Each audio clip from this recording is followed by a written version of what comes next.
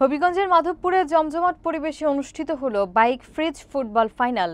একতারপুর খেলার মাঠে অনুষ্ঠিত ফাইনালে শাওন স্পোর্টিং ক্লাব 1-0 গোলে পরাজিত করে বিজয়নগরের খাদরাইল একাদশকে হারিয়ে চ্যাম্পিয়নের মুকুট ছিনিয়ে নেয়।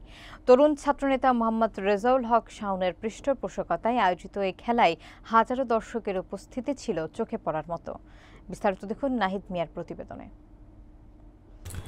হবিগঞ্জের মাধবপুর উপজেলার একতারপুর খেলার মাঠে অনুষ্ঠিত বাইক ফ্রিজ ফুটবল টুর্নামেন্ট ফাইনালে উত্তেজনাপূর্ণ খেলায় শাওন স্পোর্টিং ক্লাব 1-0 গোলে বিজয়নগরের খাদরাইল একাদশকে পরাজিত করে চ্যাম্পিয়ন হয়।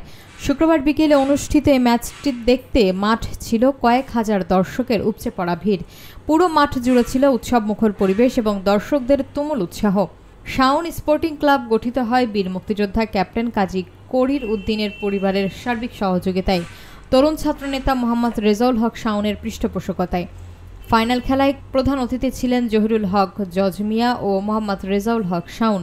তারা বিজয়ী দলের হাতে প্রথম পুরস্কার হিসেবে একটি মোটরসাইকেল এবং রানার্স আপ দলকে একটি ফ্রিজ তুলে দেন। খেলার পরিচালনায় ছিলেন টিম ম্যানেজার শেখ ইমরান এবং মোহাম্মদ দর্পণ ভুয়া। খেলায় স্থানীয় জনপ্রতিনিধি, রাজনৈতিক ও সামাজিক সংগঠনের নেতৃবৃন্দদের উপস্থিতিতে সমাপনী অনুষ্ঠানটি পরিণত হয় এক উৎসবে। এবারে টুর্নামেন্টে শাওন স্পোর্টিং ক্লাবের জয় মাধবপুরের ক্রীড়া অঙ্গনে নতুন উচ্ছ্বাস সৃষ্টি করেছে।